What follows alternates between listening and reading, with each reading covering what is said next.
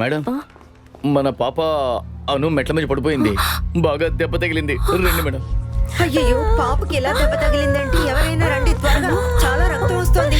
ఎన్నిసార్లు చెప్పినా తను వెళ్ళలేదు, ఎంత చెప్పినా వినిపించుకోలేదు. నీకేం కాలేదు, నువ్వు భయపడుకో, ధైర్యంగా ఉండు. నీకు మేమంతా ఉన్నాం కదా. ఇక్కడ కారు ఉందా? కార్ అంటే ఆటో, టాక్సీ, వెళ్ళు, వెంటనే వెళ్ళి తీసుకొస్తాను. పద, మనం హాస్పిటల్కి వెళ్దాం. డాక్టర్ చూసాక అంతా నయమైపోతుంది. పద, మెల్లగా పెట్టు. అంతే. బ్రీతింగ్ ప్రాపర్, బ్రీతింగ్ లేకపోతే ఏమీ చేయలేం guys. Come on, you need to breathe also. Come on, నేర్చుకోవాలి. Come on, good, lovely, super. నువ్వు నిజంగా ధైర్యమైన అమ్మాయివే. త్వరగా నయమైపోతుందిలే, భయపడకమ్మా, సరేనా? వెరీ గుడ్, అయిపోయింది. Very good. డాక్టర్ గారు, సీరియస్ గా ఉందా? ట్రీట్మెంట్స్ వేయాలా? అదంతా అవసరం లేదండి, ఇది ఒక చిన్న దెబ్బే. తను చాలా లక్కీ కాబట్టి తలకి దెబ్బ తగలేదు. తనని హాయిగా ఇంటికి తీసుకెళ్ళండి, ఏ సమస్య లేదు. థ్యాంక్ యూ డాక్టర్ గారు. జాగ్రత్త, జాగ్రత్త, జాగ్రత్త. తను వస్తూ ఉన్నారు, నేను మాట్లాడాను, వస్తున్నానని చెప్పారు. ఏమైంది అను? ఏమైంది తల్లి? దెబ్బలు తగలేదుగా? నీకు ఎన్నిసార్లు చెప్పుంటాను జాగ్రత్తగా ఉండాలని. అబ్బా, ఎందుకు తను తిడతారు? తనకేం కాలేదు, తను బానే ఉంది, అన్నీ సర్దుకుంటాయి. అనుకి రాను రాను మొండితనం ఎక్కువైంది. ఈ మధ్య మెట్లు ఎక్కడం దిగడం ఇలాంటి పనులే చేస్తుంది. నా మాట అస్సలు వినిపించుకోవడం లేదు. ఈ వయసులో వీళ్ళు ఇలాగే ఉండాలత్తయ్యా. నేనెప్పుడు తను గమనిస్తూనే ఉంటాను. కానీ ఈ రోజు ఆఫీస్లో ఒక చిన్న మీటింగ్, అందుకే గమనించలేదు. అక్కడ పనిచేసే మనిషి ఎప్పుడు చూసినా ఫోన్లో మాట్లాడుతూనే ఉంటుంది. ఇలాంటి పిల్లను చూసుకోవడం చాలా గొప్ప విషయం. అది నువ్వు ధనవంతుల ఇంట్లో పుట్టావు. మీ నాన్నగారు గొప్ప ధనవంతులై ఉండి కూడా నువ్విలా ఎలా అమ్మా? ఇలాంటి పరిస్థితుల్ని ఎలా అర్థం చేసుకోగలుగుతున్నావు? అర్థం చేసుకోవడానికి ఏముంది? నేను పుట్టినప్పటి నుంచి మా నాన్ననే చూసి పెరిగాను. నాకంతా మా నాన్నే, ఆయనే నా గార్డియన్ కూడా. మీకో విషయం తెలుసా? అమ్మ ఒళ్ళో వేసుకున్నప్పుడు నేను చాలా గట్టిగా ఏడుస్తానట. అందుకే అమ్మ నన్ను త్వరగా వదిలేసి వెళ్ళిపోయినట్టుంది. ఆ తర్వాత మా నాన్నకేటంలో అమ్మనైపోయాను. ఆ తర్వాత మీరంతా నన్ను ప్రేమగా చూసుకున్నారు, నాకు కుటుంబం దక్కింది. ఇదిగో అను, తినమ్మా. బృందా, బృందా. బాగుంది, చూసావమ్మా? అన్నయ్య అన్నయ్య అనేది ఇప్పుడు బృందా బృందా అంటోంది. తెలివైందే. ఏంట్రా, నీకు జలసీగా ఉందా? బృందా, వీడికి కాస్త తినిపించు. అమ్మా, ఎందుకురా సిగ్గుపడుతున్నావు? నేనింకా కొద్ది రోజులే ఉంటాను. ఆ తర్వాత మిమ్మల్ని అందరినీ వదిలి వెళ్ళిపోతాను.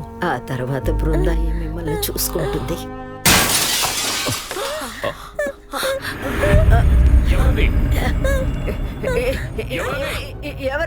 ఎవరది? సమాధానం చెప్పరేంటి? ఎవరు మీరు? చూడు, వీళ్ళందరూ పెద్ద రౌడీలు. ఊరికే మనల్ని భయపెడుతున్నారు. మిమ్మల్ని ఊరికే వదిలిపెట్టాం. రౌడీ వదవల్లారా, ధైర్యం ఉంటే ముందుకు రండిరా. చాటుగా అద్దాలు ఎందుకురా పగలగొడతారు? నేను బతుకున్నంత వరకు ఈ ఇల్లు అమ్మడానికి నేను ఒప్పుకోనురా. మిమ్మల్ని ఊరికే వదిలిపెట్టను, వదిలిపెట్టను.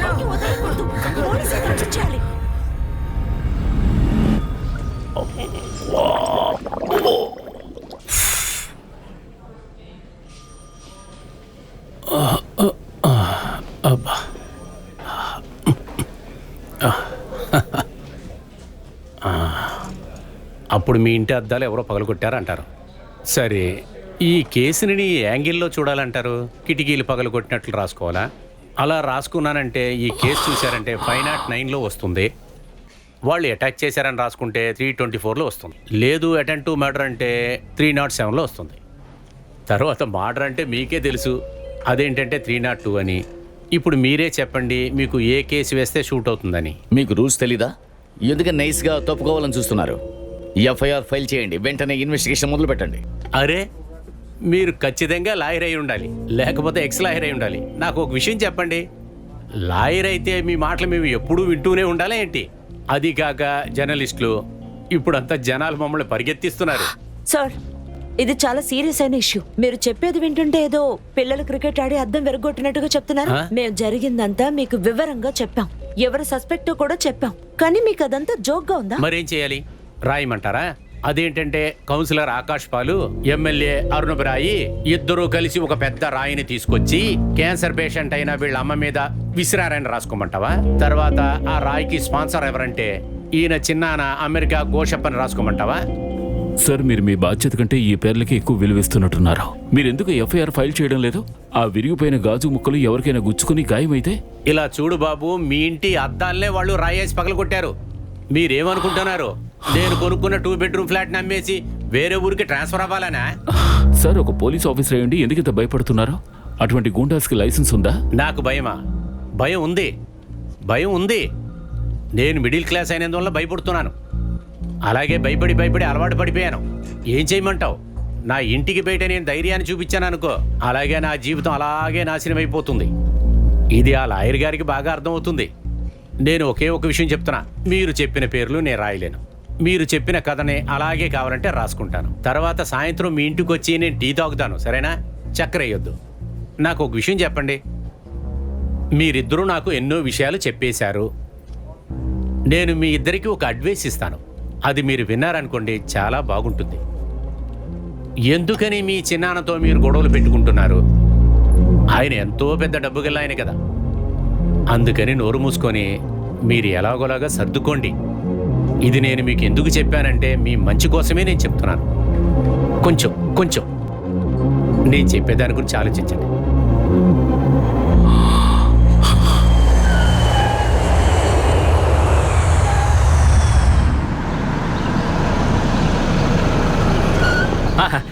రండి సార్.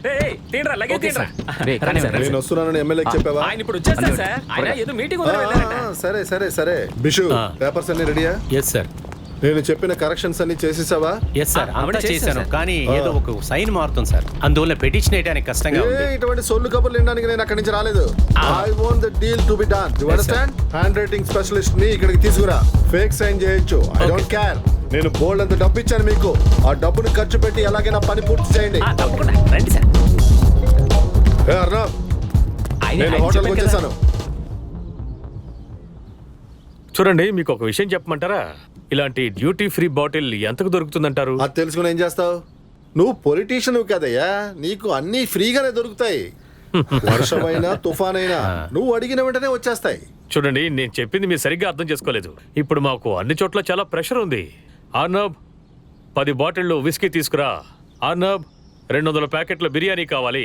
ఇలా గుళ్ళో అన్నదానం దగ్గర నుంచి ప్రతి దానికి డొనేషన్ తినేస్తున్నారు. అందువల్లే అడిగాను.